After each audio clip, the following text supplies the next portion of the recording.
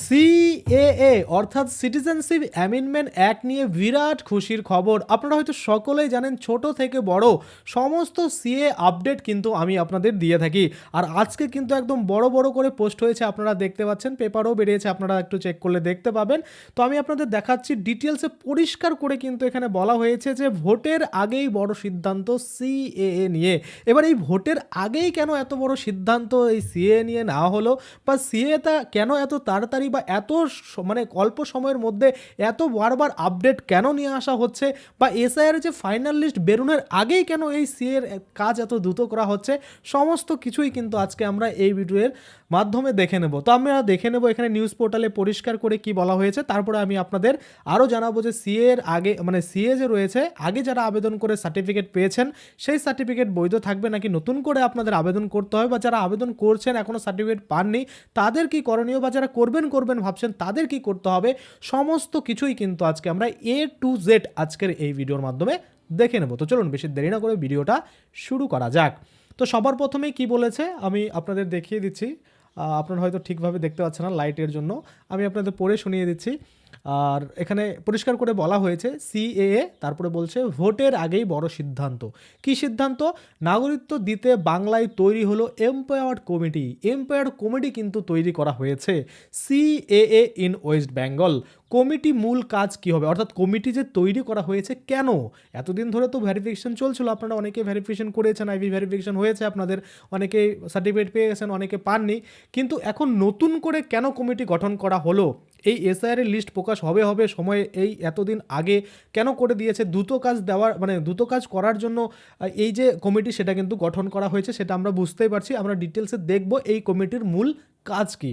দেখুন, কমিটির মূল কাজ হবে যোগ্য আবেদনকারীদের আবেদন খতিয়ে দেখা, অর্থাৎ এই যে যোগ্য আবেদনকারী রয়েছে, এই যোগ্য আবেদনকারীদের যে মানে মনে করুন যে আপনি আবেদন করেছেন সেটাকে খতিয়ে দেখা। এবার অনেকে বলবেন দাদা এতদিন তো তারা কি খতিয়ে দেখেনি, বা তারা কি ভালো করে চেক করে দেখেনি, বা তারা কি চেক করছিল না? অবশ্যই করছিল, কিন্তু অনেকেই কমপ্লেন করছিলেন, আমাকে হোয়াটসঅ্যাপেও মেসেজ করেছেন, অনেকে কমেন্টও বলেছেন দাদা অনেক দিন আগে ভেরিফিকেশন হয়েছে এখনও সার্টিফিকেট পাইনি, কোনো রকম মেল আসেনি, বা এখনও আমাদের পেন্ডিং না রিজেক্টেড না অ্যাপ্রুভাল কোনো কিছুই বলেনি। এই যে কাজ সেটা দ্রুত গতিতে চালাতে গেলে অবশ্যই কিন্তু অনেক কর্মী প্রয়োজন। সেক্ষেত্রে এই নতুন করে কিন্তু কমিটি গঠন করা হয়েছে, এবং দ্রুত গতিতে এখন কিন্তু আপনাদের সার্টিফিকেট সেটা কিন্তু আপনারা পেয়ে যাবেন। কারণ আবেদনকারীর যে আবেদন সেটা যদি ঠিকঠাকভাবে তাড়াতাড়ি দেখা হয় এবং সেটা যদি অ্যাপ্রুভাল পায়, তাহলে তো অবশ্যই আপনারা সার্টিফিকেট পেয়ে যাবেন। কি বলছে এখানে? বলছে আধিকারিকদের সঙ্গে যোগাযোগ করে পরিচয় খতিয়ে দেখা হবে বলে জানানো হয়েছে। অর্থাৎ যে আবেদন করবে সেই সব আধিকারিকদের সাথে যোগাযোগ করে, যেটা হিয়ারিং বলছি আমরা, সেই হিয়ারিংয়ে গিয়ে বা তারা যোগাযোগ করে ভালো করে খতিয়ে দেখবে যে সত্যি আপনি জেনুইন কিনা, বা আপনি যা যা তথ্য দিয়েছেন সবগুলোই সত্য কিনা, এটা কিন্তু তারা দেখবে। আচ্ছা, নাগরিকত্ব প্রদানের বা আবেদন খারিজের চূড়ান্ত সিদ্ধান্ত নেবে এই কমিটি। অর্থাৎ এই যে কমিটিকে তৈরি করা হয়েছে, এই কমিটি কিন্তু চূড়ান্ত সিদ্ধান্ত নেবে যে আপনি কি নাগরিকত্ব পাবেন কি পাবেন না। দরকার পড়লে আপনার বাড়িতে ভিজিট করবে, দরকার পড়লে যত রকমের মানে ওদের প্রসেস রয়েছে সমস্ত কিছু করবে আপনাকে ভেরিফাই করার জন্য। যদি আপনি ভেরিফাই হয়ে যান তাহলে আপনি নাগরিকত্ব পাবেন, যদি তারা খারিজ করে দেয় তাহলে আপনারা কিন্তু পাবেন না। আচ্ছা, তারপরে কি বলছে? এর ফলে নাগরিকত্ব প্রদানের কাজ আরও দ্রুত হবে বলে মনে করা হচ্ছে। এবার অনেকে বলবেন এত দ্রুত করার কি দরকার? আপনারা জানেন অনেক মতুয়া সম্প্রদায়ের মানুষ রয়েছে যাদের কিন্তু এসআইআর এর ফাইনাল লিস্টে নাম বাদ পড়তে চলেছে। তাহলে সেক্ষেত্রে তারা সিএ আইনের মাধ্যমে যদি ভারতীয় নাগরিকত্ব অর্জন করে, এবং অর্জন করার ফলে যদি তাদের এসআইআর এর নামটা বাদ না পড়ে, তাহলে কতটা সুন্দর হবে, তাই না? তো সেটারই কিন্তু চেষ্টা এখানে আমরা দেখতে পাচ্ছি চলছে। আচ্ছা, পরের পেজে বলা হয়েছে, কি বলা হয়েছে? পশ্চিমবঙ্গে সিএএ অর্থাৎ এই যে আমাদের নাগরিকত্ব আইন রয়েছে, বা আমরা বলতে পারি সিটিজেনশিপ অ্যামেন্ডমেন্ট অ্যাক্ট, এই যে সিএএ মারফত নাগরিকত্ব প্রদান দ্রুত কার্যকর করার জন্য এবার কিন্তু গেজেট নোটিফিকেশন, এখানে পরিষ্কার করে বলছে এম্পাওয়ার কমিটি গঠন করা হয়েছে কেন্দ্রীয় স্বরাষ্ট্র মন্ত্রক থেকে। আমরা যদি দেখি নাগরিকত্ব সংশোধনীয় আইন অনুযায়ী কিভাবে নাগরিকত্ব দেওয়া হবে সেই সংক্রান্ত নিয়ম নীতি 2024 সালের মার্চ মাসেই ঘোষণা করেছিল কেন্দ্র সরকার। তবে তা বাস্তবায়নের জন্য রাজ্যভিত্তিক কমিটি গঠন করা হয়নি। অর্থাৎ এখানে বলছে, আমরা দেখেছিলাম যে মার্চ মাসের কিন্তু এই 2024 সালে এই যে সিএ আইন 2019 যেটাকে বলা হচ্ছে, সেটা কিন্তু কার্যকরী হতে হতে 2024 সালের মার্চ মাস অবধি লেগেছিল, এবং তখন কিন্তু কোনো রকম কমিটি গঠন করা হয়নি। আর এই কমিটি কিন্তু এই 2026 সালের ফেব্রুয়ারি মাসে এসে গঠন করা হয়েছে, এটাই কিন্তু বলছে। আচ্ছা, এবার পশ্চিমবঙ্গে বিধানসভা ভোটের আগে তড়িঘড়ি সেই সিদ্ধান্ত নিল স্বরাষ্ট্র মন্ত্রক। আপনারা হয়তো সকলেই জানেন যে এই যে নির্বাচন রয়েছে পশ্চিমবঙ্গে, বিধানসভা নির্বাচন, এই বিধানসভা নির্বাচন বা ভোটের আগেই কিন্তু এই তড়িঘড়ি শুরু করেছে, যাতে করে যেসব যোগ্য ব্যক্তি যারা মনে করুন যে এই সিএর মাধ্যমে নাগরিকত্ব পেয়েছে, তারা অবশ্যই বাংলাদেশি ছিল, বাংলাদেশ থেকে এসে এখানে আশ্রয় নিয়েছিল, শরণার্থী হয়েছিল, এবং শরণার্থী হওয়ার পরে তারা কিন্তু বৈধভাবে মানে তাদের যে ভেরিফিকেশন সেটা করিয়ে তারা সার্টিফিকেট পেয়েছে। তো সেক্ষেত্রে তারা যেন তাদের নামটা ফাইনাল এসআইআর লিস্টে দেখতে পারে, সেই দিকটাই কিন্তু চেষ্টা করা হচ্ছে। আচ্ছা, তারপরে যদি আমরা দেখি, আরও বলা হয়েছে সিএতে প্রস্তাবিত নাগরিকত্ব এখনও মেলেনি বহু মানুষের, এই নিয়ে এসআইআর আবহে বিতর্ক তৈরি হয়। অর্থাৎ অনেকেই কিন্তু এসআইআর এর যে তাদের ভেরিফিকেশন সেটা করাতে পারেনি, কোনো ডকুমেন্ট নেই বলে। এবার অনেকেই বলবেন, দাদা যারা সিএ সার্টিফিকেট পেয়ে বসে আছে সেটা কি গ্রহণ করা হচ্ছে এসআইআর? না, অবশ্যই গ্রহণ করা হচ্ছে না, কিন্তু ভারত সরকারের অনুমোদিত যদি আপনি এই সার্টিফিকেট পান এবং আপনাকে যদি নাগরিক মেনে নেওয়া হয়, তাহলে এসআইআর কি, এসআইআর না থাকলেও বা এসআইআর হলো কি না হলো কি, আপনার নাম তো ভোটার লিস্টে আপনি তুলতে পারবেনই। কেননা আপনি যদি নাগরিক হন তাহলে ভোটার লিস্টে নাম তোলা বড় ব্যাপার নয়, আপনার নামে সমস্ত কিছুই তৈরি হবে, তাই না? তো সেক্ষেত্রে এখানে পরিষ্কার করে বলছে যে সিএতে প্রস্তাবিত নাগরিকত্ব এখনও মেলেনি বহু মানুষের, এই নিয়ে এসআইআর আবহে বিতর্ক তৈরি হয়। সিএতে নাগরিকত্ব না মেলায় অনেকের নাম এসআইআরে বাদ যেতে পারে বলেও অভিযোগ উঠেছে। তাদের মধ্যে রয়েছে মতুয়া সম্প্রদায়ের বহু মানুষ। এই নিয়ে চরমে রাজনীতি অসন্তোষজনক মানে হয়েছে। যাই হোক, এখানে পরিষ্কার করে তাই কিন্তু বলেছে।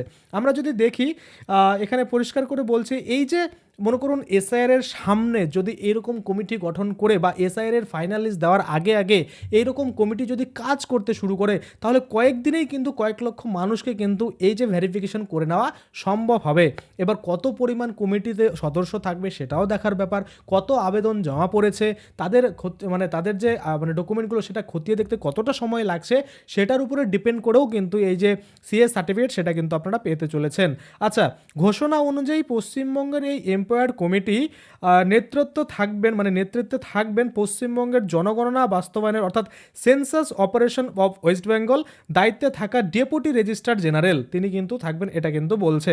আচ্ছা, কমিটি সদস্য হিসাবে থাকবেন আইবি অর্থাৎ গোয়েন্দা বিভাগের ডেপুটি যাই হোক, ওখানে মানে অ্যাড চলে আসছে তো আর দেখা যাচ্ছে না, ডেপুটি কিছু একটা ছিল কি পদমর্যাদার অফিসার, এবং এফআরআরও এর মনোনীত আধিকারিক পশ্চিমবঙ্গের ন্যাশনাল ইনফরমেটিক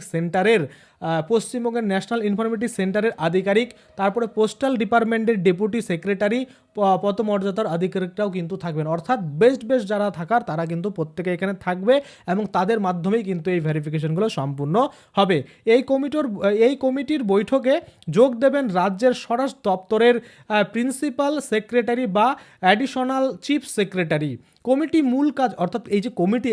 মূল কাজ হবে যোগ্য আবেদনকারীদের আবেদন খতিয়ে দেখা, জেলায় সংশ্লিষ্ট আধিকারিকের সঙ্গে যোগাযোগ করে পরিচয় খতিয়ে দেখা হবে বলে জানানো হয়েছে। নাগরিকত্ব আবেদন খারিজের চূড়ান্ত সিদ্ধান্ত নেবে এই কমিটি। এর ফলে নাগরিকত্ব প্রদানের কাজ আরও দ্রুত হবে বলে মনে করা হচ্ছে। আচ্ছা, ফলে নাগরিকত্ব প্রদানের কাজ আরও দ্রুত হবে সেটা আমরা সকলেই জানি, কারণ নতুন করে কমিটি গঠন হচ্ছে, নতুন করে অনেক মানুষ যদি একসাথে কাজ করতে শুরু করে, সেক্ষেত্রে তাড়াতাড়ি কিন্তু এই যে আবেদন সেগুলো খতিয়ে দেখা হবে। তবে যাদের নাগরিকত্ব এখনও নেই তাদের নাম যে এসআইআরে বাদ যাবে তা কিন্তু একরকম স্পষ্ট। অর্থাৎ যাদের মনে করুন নাগরিকের খাতায় নাম নেই তাদের কিন্তু যে এসআইআরে নাম বাদ যাবে সেটা কিন্তু স্পষ্টই রয়েছে, সেটাও কিন্তু এখানে বলা হচ্ছে। এই প্রসঙ্গে এখানে মমতা বালা ঠাকুর বলেন যে মতুয়াদের নাম বাদ পড়েছে বলেই দেখছে ওদের ভোট কমে যাচ্ছে, এতদিন কেন দিল না, মানে এটা বলতে চাইছে। মানে আপনারা জানেন যে বিরোধী যারা রয়েছে তারা বলছে যদি নাগরিকত্ব দেওয়ারই হয় তাহলে এতদিন কেন দিচ্ছে না, এতদিন ধরে কেন ওয়েট করেছে। তো আমরা আপনাদের দেখিয়েছি যে এই যে সিএ আইন 2019 যেটাকে বলা হচ্ছে, এটা কিন্তু কার্যকরী হতে হতে 2024 সালের মার্চ মাসের দিকে কিন্তু আবেদন নেওয়া শুরু হয়। তো সেক্ষেত্রে এই যে কমিটি গঠন সেটা তখন না করা হলেও এখন কিন্তু করা হয়েছে। এখন কেন তড়িঘড়ি করা হচ্ছে, কেন তাড়াহুড়া করা হচ্ছে? কারণ আমরা দেখতে পাচ্ছি যে বহু মানুষের নাম বা একটা বহু সংখ্যক মানুষ কিন্তু তাদের যে নাম এসআইআর এর ফাইনাল লিস্টে দেখতে পাবে না।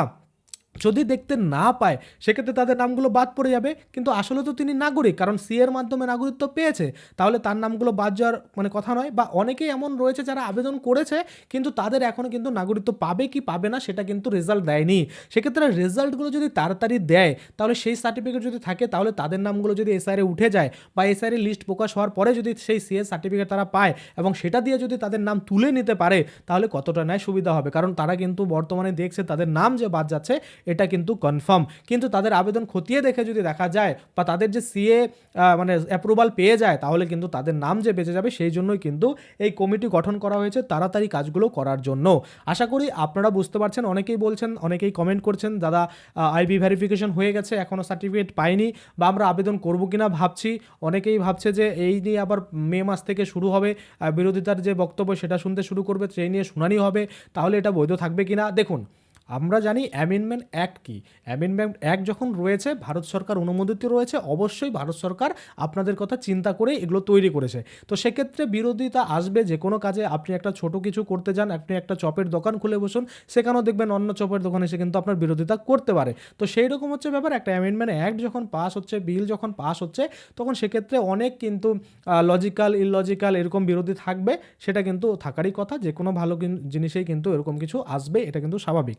এবার আমার কথা হচ্ছে আপনারা আবেদন করবেন কি না, বা যারা করে নিয়েছেন তাদের কি করতে হবে। দেখুন, যারা আবেদন করে সিএ সার্টিফিকেট পেয়ে গেছেন তাদের তো বললে তাদের কোনো চিন্তা নেই, আপনাদের কাছে আছে। কিন্তু যারা আবেদন করেননি বা আবেদন করে এখনও ভেরিফিকেশন করাতে পারেননি, তারা কিন্তু রেগুলার আপনাদের যে মেলটা দিয়েছিলেন সেই মেলটা চেক করবেন। সেখানে কিন্তু আপনাদের অনেককে দেওয়া হয় যে আপনাকে এই দিন হিয়ারিংয়ে আসতে হবে, অনেকেই মেল জানেই না বা কার আইডি দিয়ে আবেদন করেছিল সেটাই জানে না, সেক্ষেত্রে বলছে আমাদের তো ভেরিফিকেশনে ডাকা হচ্ছে না, এইরকম কিন্তু হয়। তো সেক্ষেত্রে আপনারা রেগুলারলি আপনাদের কিন্তু মেলটা চেক করবেন এবং সেই মেলে আপনার কিন্তু হিয়ারিং ডেট আসবে এবং আপনার যে সার্টিফিকেট সমস্ত কিছুই কিন্তু আপনারা পাবেন। তো সেক্ষেত্রে একটু অ্যাক্টিভ থাকবেন। আপনি যে সাইবার ক্যাম্প থেকে বা যে দোকান থেকে বা যে সিএ ক্যাম্প থেকে আবেদন করেছিলেন তাদের একটু লক্ষ্য করতে বলবেন যে আপনাদের যে হিয়ারিং ডেট সেটা কবে পড়ছে একটু জানিয়ে দিতে, বা আপনারা সেই সময় কিন্তু সময় মতো আপনাদের যে ডকুমেন্ট সেটা নিয়ে ভেরিফিকেশন যেন করাতে পারেন, যেন মিস না হয়ে যায়, এই দিকটা কিন্তু লক্ষ্য রাখবেন। আশা করি আপনারা বুঝতে পারছেন। এবার অনেকেই আছে আবেদন করে নাগরিকত্ব পেয়েছেন, সার্টিফিকেট পেয়েছেন, অনেকেই পাননি, অনেকেই আবেদন করবেন ভাবছেন। তো যারা পেয়ে গেছেন তাদেরকে আমি বাদ দিলাম।